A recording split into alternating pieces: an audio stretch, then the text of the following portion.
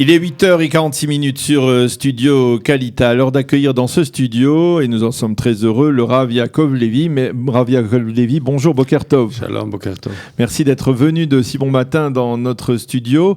Nous sommes ensemble pour parler de votre communauté, la communauté d'Atrid, dans le quartier d'Arnona, à Jérusalem. Une communauté qui a été fondée, et il est bien bon de le rappeler aujourd'hui en particulier, par Jackie et Yoshua Drey, Zichrono Livracha, et qui va célébrer dimanche et lundi une série de smachot, de bar mitzvah, pour des jeunes Israéliens.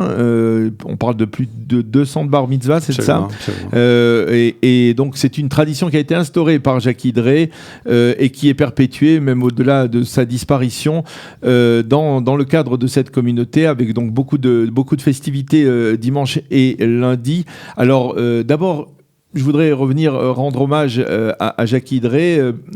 Parlez-nous de lui. Qui était-il et comment a-t-il décidé de créer cette communauté de rien du tout, et finalement une communauté aujourd'hui dans le quartier d'Arnona qui s'est véritablement imposée dans ce quartier?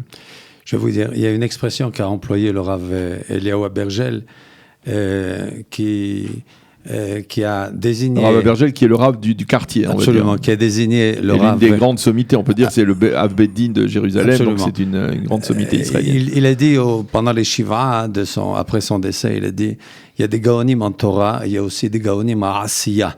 Ça veut dire, il y a des génies de l'action. Et effectivement, Yehoshua, Jackie Drey, comme il disait lui-même, il ne voulait pas d'Y, c'est pour ça qu'il s'appelait Jackie Drey. Effectivement, pendant 40 ans, même plus que cela, a organisé une grande cérémonie pour les Bnei Mitzvah et les Bnot Mitzvah.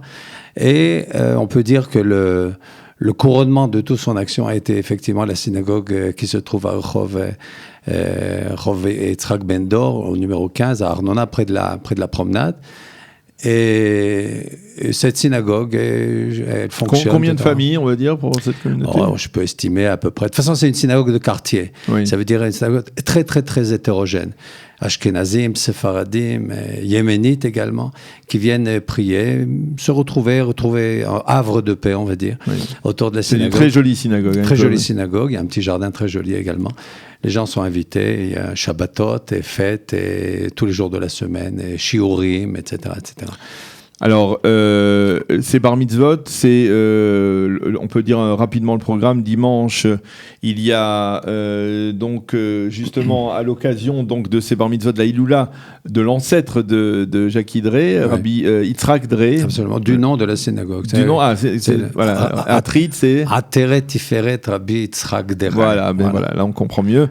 Qui va se dérouler avec une Séouda, et puis lundi également avec des personnalités qui sont invités dans la vieille ville de Jérusalem essentiellement. Ça déroulera. Oui, alors tout d'abord il y a la veille de la Hiloula, pendant la Hiloula, il y a ce qui s'appelle Erev Hatrama, il y a une grande soirée soirée gala, on va dire, Hiloula, gala, qui réunit à Ramat Rachel un certain nombre de personnalités, où il y a également un orchestre qui anime la soirée.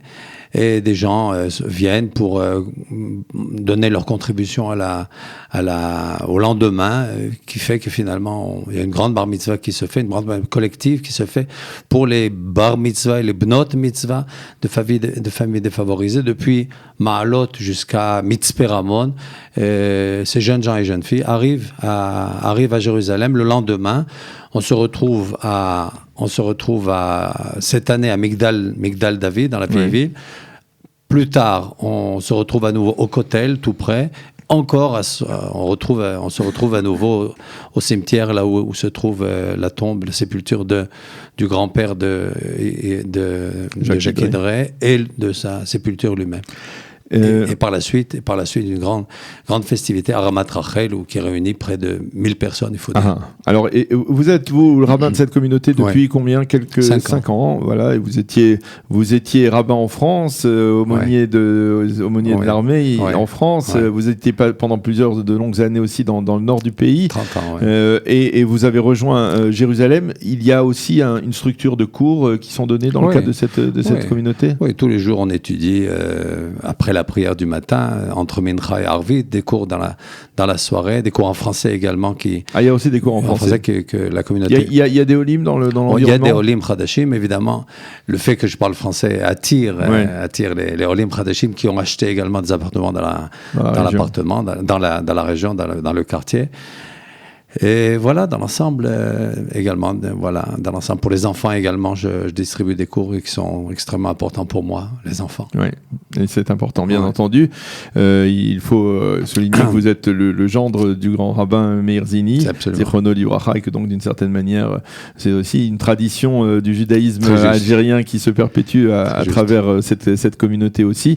Alors, nous vous avons sollicité également parce qu'on peut dire que la paracha de la semaine, elle est extrêmement chargée, extrêmement importante, une paracha déterminante dans les pérégrinations du Ham Israël, puisque c'est la paracha de Shlach Lecha, la paracha des explorateurs, où on a énormément de commentaires, des milliers de commentaires sur ce geste tout à fait particulier des explorateurs qui ont dit du mal sur la terre d'Israël, en tout cas 10 d'entre eux.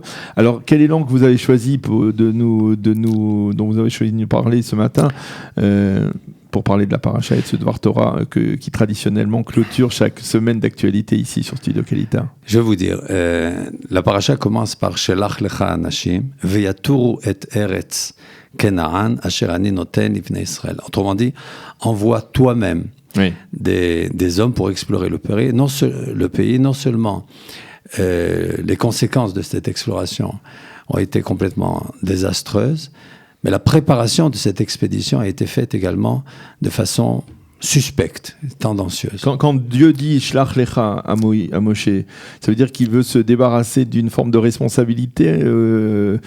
C'est toi qui envoie-les, c'est toi qui assumeras la responsabilité sur cette mission. Peut-être, mais malgré tout, Akadosh Baruch Hu donne son adhésion à la mission. Oui. Ça veut dire que d'un côté, il y a une chose qui est absolument extraordinaire. Avant toute guerre, il y a une préparation à la guerre. Soit parce qu'il y a un service de renseignement, aujourd'hui on dirait espionnage, et également l'établissement de cartes, etc. Chose qu'a fait Yehoshua, on l'a vu on le verra dans la Haftarah de cette semaine. Yehoshua le fait de façon minutieuse. Il envoie 2 hommes, le Tanakh ne précise pas leur nom, et 2 hommes vraiment pour explorer la ville de Jéricho, qui est nommé par nos sages le verrou de la terre d'Israël. Autrement dit, s'il cassait ce verrou, s'il déverrouillait Jéricho, alors à ce moment-là, il pourrait facilement conquérir tout le pays d'Israël. Chose que les explorateurs de Moshe Rabbeinu n'ont pas fait. Oui. Eux, les explorateurs de Moshe Rabbeinu visitent le pays, mais finalement sans grande conviction. Visitent le pays pour se dire... Comme des touristes, en fait. Un peu. Taïari. Mais c'est surtout pour dire, on visite le pays, mais pour savoir si le pays est bon pour nous. Ça veut dire l'intention est tout à fait différente. Yehoshua voulait absolument conquérir Jéricho et la terre d'Israël, alors que les 10 explorateurs n'avaient pas... Ils préféraient rester dans le désert ?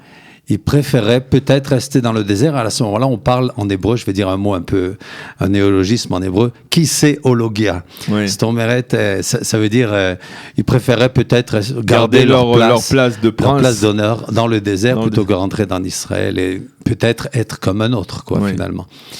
Et ça, c'est très important. Avec Yehoshua et Kalev ben Yefouné, finalement, au risque de se faire lyncher, ont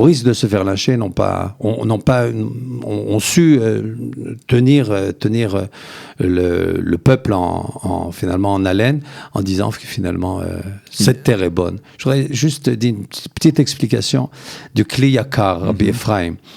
Le Kli Yakar dit une chose très intéressante. Vous savez pourquoi il n'y avait pas de femmes parmi l'expédition. l'expédition. Ça aurait fait du bruit. Ouais, et bien tout simplement parce que les femmes aimaient la terre d'Israël. Et le Kli Yakar dit des explorateurs et pas des exploratrices. Parce que si les exploratrices avaient fait partie de l'expédition en question, tout le projet des explorateurs aurait échoué. C'est ce qu'il dit le Kli Yakar. Une chose très intéressante d'ailleurs. Alors, cette faute a coûté cher, on va dire, quelque part à l'ensemble du peuple juif, puisqu'on la paye jusqu'à ce jour, en commémorant, entre autres, cela, puisque c'est dans la journée de Tisha B'Av que le peuple a pleuré. Le premier Tisha B'Av. Le premier Tisha B'Av, voilà, que le peuple a pleuré, inquiet.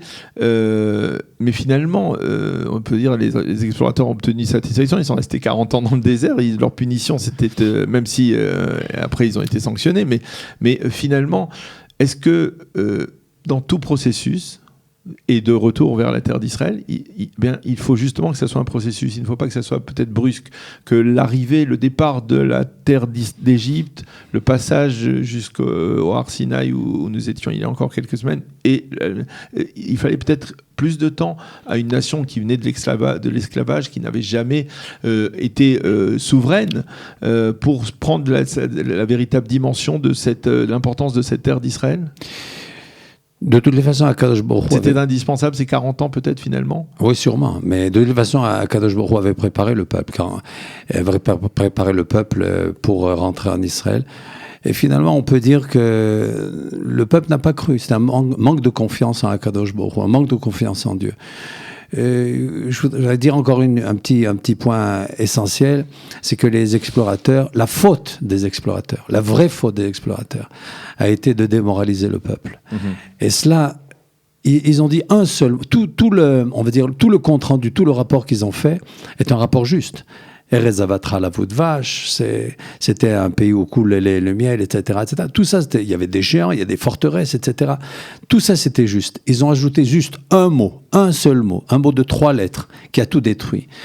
Le mot, c'est Ephes. Ephes Kerazam. Ephes. En hébreu moderne, Ephes signifie zéro, mais en hébreu de la Bible, ça signifie mais. Tout cela, c'est vrai, mais. Et à ce moment-là, tout le travail de construction de Moshe Rabbeinu, finalement, a été détruit avec un seul mot. Faire très attention. Oui, à dire les mais, il faut faire attention. C'est-à-dire, quand on émet un avis, il y a toujours une manière de le présenter. Absolument. Et on attend le mais parfois, et il faut faire attention à ce mais-là. Et le ton surtout, le ton sur lequel on dit les choses. Et quelque part, est-ce qu'aujourd'hui, dans la constellation de l'État d'Israël moderne, aujourd'hui, dans cette période extrêmement trouble et instable sur le plan politique, avec des élections, une nouvelle campagne électorale, est-ce que finalement, vous pensez qu'on a su tirer les leçons de cet accident grave qui s'est produit à l'époque de la part des princes? Est-ce qu'aujourd'hui, les dirigeants de l'État d'Israël comprennent l'importance de faire valoir donc la centralité de la terre d'Israël, de mentionner justement l'aspect positif de la terre d'Israël au détriment des problèmes qui existent, mais qui ne sont peut-être pas dominants? Je crois de plus en plus. Aujourd'hui, la terre d'Israël, le pays d'Israël a une place prédominante dans le monde entier, le monde juif d'abord, et ensuite le monde entier d'autre part. Et que peut-être en 1948, ou un peu avant, on va dire 100 ans avant 1948, les choses n'étaient pas très croyables. Et aujourd'hui, de plus en plus, le pays d'Israël a une centralité et au niveau, on peut dire économique, et au niveau politique, mondial, et évidemment au niveau de la Torah. Et aujourd'hui, c'est vraiment le centre de la Torah, le centre le nombre de yeshivot et de bate midrash et de kolélim en Israël est absolument extraordinaire, et on va de plus en plus, la construction se fait de plus en plus forte et éminente. Quoi. Quand on s'adresse à des Olim Hadashim en particulier, comme on le fait ici régulièrement dans ce studio, et que l'on veut leur transmettre un enseignement de cette paracha de la semaine, quel doit-il être cet enseignement? Ceux qui sont candidats à venir, ou même ceux qui n'ont pas encore envisagé de venir en Israël? Je vais vous dire, Kalev Ben Yefuneh a dit la chose suivante. Il a dit, montons à nouveau et montons, car nous aurons nous conquérerons cette terre. Je vais vous dire une petite anecdote. Je ne sais pas si elle est vraie ou pas, je l'ai lue une fois, mais je dis ça pratiquement à tous les Olim Chadashim. Lorsque Jules César a voulu conquérir l'Angleterre, chose que ni Napoléon ni Hitler n'ont réussi à faire, eh bien, il est arrivé sur les bords, les rivages de la Manche, et il a demandé, avec tous ses légionnaires, il a demandé à un de ses légionnaires de brûler toutes les galères. Et à ce moment-là, il a dit, maintenant l'Angleterre est à nous. Je dirais exactement la même chose pour Israël. Le Olé Hadash, qui monte ici en Israël, doit couper les ponts avec Chutz Laaretz et dire, aujourd'hui, Eretz Israël est à moi. Je ferai tout pour y rester, je ferai tout pour bien y rester. Je crois que c'est très, très important. Et vous savez, en Israël, c'est le pays des miracles. Hein, comme a dit Chaim Weizmann, celui qui n'est pas réaliste, celui qui ne croit pas au miracle en Israël n'est pas réaliste. Mais ça signifie que quoi? Ça signifie que chacun a sa place ici en Israël, chacun a sa place au soleil en Israël. C'est extrêmement important. Et donc, quelque part, il faut toujours avoir en tête cet enseignement, l'enseignement de cette paracha de la semaine, de Shlach Lecha des explorateurs, afin de tirer au moins les leçons, parce qu'on parle beaucoup en politique cette semaine et ces dernières semaines, de savoir tirer les leçons de ce qui s'est passé il y a quelques mois et que l'on n'a pas réussi à faire former un gouvernement. Tirer les leçons, c'est important dans la vie d'une nation, et quand on a les leçons de ce qui s'est passé à l'époque des explorateurs, eh bien on doit faire en sorte que ça ne se reproduise pas dans notre réalité d'aujourd'hui. Rav Yaakov Levi, merci beaucoup d'avoir été avec nous ce matin pour nous parler donc de votre communauté, évoquer le souvenir de Jacques Idré, le fondateur de cette communauté Atride dans le quartier d'Arnona à Jérusalem, et pour nous livrer donc cet enseignement sur la paracha de cette semaine. Shabbat Shalom, merci d'être venu. Shabbat Shalom et à bientôt. Merci beaucoup.